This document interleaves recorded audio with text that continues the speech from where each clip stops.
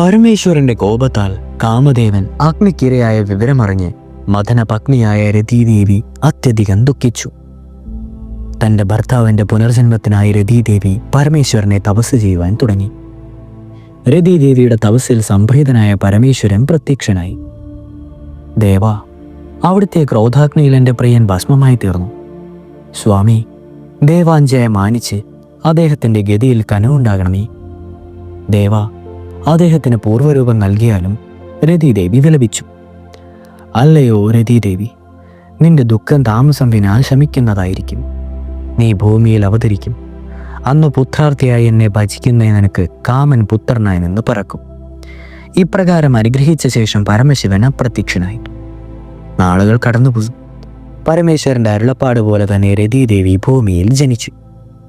മായാവതി എന്ന പേരിൽ അറിയപ്പെട്ട അവളെ വീരശൂര പരാക്രമിയായ ശംഭരൻ തൻ്റെ പാചകക്കാരിയായി നിയമിച്ചു. അതേസമയം ദ്വാരകാപതിയായിരുന്ന ശ്രീകൃഷ്ണൻ പരമശിവനെ സമീപിച്ച് ഇങ്ങനെ ആവശ്യപ്പെട്ടു: ശിവശങ്കര, അവിടുത്തെ പ്രസാദത്താൽ എനിക്കൊരു പുത്രൻ ജനിക്കുമാറാകണം. ദേവ, അതുല്യ പ്രഭാവനായ ഒരു പുത്രൻ ജനിക്കുവാൻ എന്നെ അനുഗ്രഹിച്ചാലും.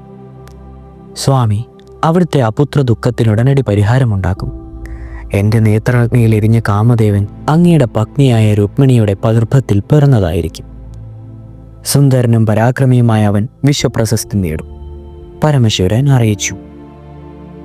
അധികകാലം കഴിയും മുമ്പ് തന്നെ രുക്മിണി ഗർഭം ധരിക്കുകയും അതിസുന്ദരനായ ഒരു പുത്രന് ജന്മം നൽകുകയും ചെയ്തു.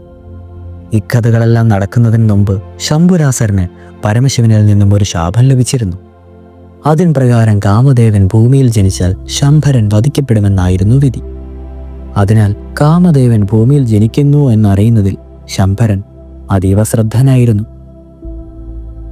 രുക്മിണി പ്രസവിച്ച അതേ ദിനത്തിൽ നാരദൻ ശംഭുരാസരന്റെ കൊട്ടാരത്തിൽ ചെന്നു. അതിഥി പൂജയിൽ വ്യാപൃതനായ ശംഭരനോട് ശ്രീകൃഷ്ണപുത്രനായ കാമദേവൻ ജനിച്ച വിവരം നാരദൻ അറിയിച്ചു. പരിഭ്രാന്തനായി മാറിയ ശംഭരൻ അന്ന് രാത്രി രുക്മിണിയുടെ അന്തഃപുരത്തിൽ കടന്ന് ശിശുവിനെ അപഹരിച്ചു. ശിശു ജീവിച്ചിരുന്നാൽ തനിക്ക് നാശമുണ്ടാകുമെന്ന ഭയത്താൽ ശംഭരൻ കുഞ്ഞിനെ സമുദ്രത്തിൽ വലിച്ചെറിഞ്ഞു. സമുദ്രത്തിന് പതിച്ച ശിശുവിനെ ഒരു മത്സ്യം വിഴുങ്ങി. അടുത്ത ദിവസം തന്നെ ആ മത്സ്യം ഒരു മുക്കുവന്റെ വലയിൽ കുടുങ്ങി. അസാമാന്യ വലിപ്പമുള്ള ആ മത്സ്യത്തെ മുക്കുവൻ തൻ്റെ രാജാവായ ശംഭരനെ കാഴ്ചവെച്ചു. ശംഭരൻ മത്സ്യം മായാവതിയെ ഏൽപ്പിച്ച് ഉടൻ തന്നെ പാകം ചെയ്തു കൊടുക്കുവാൻ കൽപ്പിച്ചു. പാചകശാലയിലെത്തിയ മായാവതി ആ മത്സ്യത്തെ മുറിച്ചു. പെട്ടെന്ന് അവളുടെ കണ്ണുകൾ അത്ഭുതത്താൽ വിടർന്നുപോയി. മത്സ്യത്തിൻ്റെ ഉദരത്തിൽ അതികോമളനായ ഒരു ശിശു.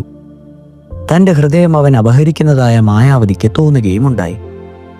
ഈ സമയം നാരദൻ അവിടെ വന്നു ചേർന്ന മായാവതിയോട് ഇപ്രകാരം പറഞ്ഞു: അല്ലയോ മായാവതി, നീ എന്തിനു മടിക്കുന്നു? ഈ ശിശു പൂർവ്വജന്മത്തിൽ നിന്റെ ഭർത്താവായിരിക്കുന്ന കാമദേവൻ തന്നെയാണ്. നീ ഇവനെ വളർത്തുക. അവശേഷിക്കുന്നവയെല്ലാം പൂർവ്വനിശ്ചയപ്രകാരമായിരിക്കുകയും ചെയ്യും. സന്തുഷ്ടയായി തീർന്ന മായാവതി ശിശുവിൻ്റെ പരിചരണത്തിൽ ദത്തശ്രദ്ധയായി. വർഷങ്ങൾ കടന്നുപോയി. ശിശു അതികോമളനായി വളർന്നു വന്നു. അതോടുകൂടി മായാവതി പ്രേമലീലകളോടെ അവനെ സമീപിച്ചു. പക്ഷേ കുമാരന് മായാവതിയുടെ പ്രവൃത്തികളിൽ അവജ്ഞ തോന്നി. ജന്മം കൊണ്ടല്ലെങ്കിലും കർമ്മത്താൽ തൻ്റെ മാതാവാണ് മായാവതി. അവളെ എങ്ങനെ കാമുകിയായി കാണാനാകും?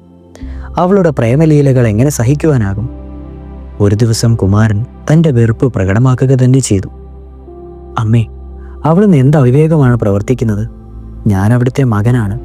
എന്നെ പ്രേമചാബല്യങ്ങളിൽ തളയ്ക്കുവാൻ വെമ്പുന്ന ദേവിക്ക് ലജ്ജ തോന്നുന്നില്ലേ? ഉടൻ തന്നെ മായാവതി അവനെ സംബന്ധിക്കുന്ന എല്ലാ വസ്തുതകളും കുമാരനെ അറിയിച്ചു. അനന്തരം അവൾ ഇങ്ങനെ ഉപദേശിച്ചു: കാമദേവ, അങ്ങ് ശംഭരനെ വധിക്കുക. അതിനുശേഷം നമുക്ക് ദ്വാരകയിലേക്ക് മടങ്ങാം. അതനുസരിച്ച് കുമാരൻ ശംഭരനെ വധിച്ചു. ശംഭരവധത്തെ തുടർന്ന് മായാവതിയും കുമാരനും ദ്വാരകയിലേക്ക് യാത്രയായി. മായാവതിയെയും കുമാരനെയും കണ്ട മാത്രയിൽ ശ്രീകൃഷ്ണൻ അവരെ തിരിച്ചറിയുകയും യഥോചിതം സ്വീകരിക്കുകയും ചെയ്തു. പിന്നീട് ആചാര്യന്മാരുടെ ഉപദേശം മാനിച്ച് കുമാരന് പ്രദ്യുമ്നൻ എന്ന നാമകരണം ചെയ്തു. പ്രദ്യുമ്നനും മായാവതിയും സസുഖം കുടുംബജീവിതത്തിലേർപ്പെട്ടു. അവർക്ക് അനിരുദ്ധൻ എന്നൊരു മകനും തൃഷ എന്നൊരു പുത്രിയും ജനിച്ചു. അടുത്തത് പരമശിവന്റെ പാർവതീ ദർശനത്തിന്റെ കഥയാണ്. തുടരും.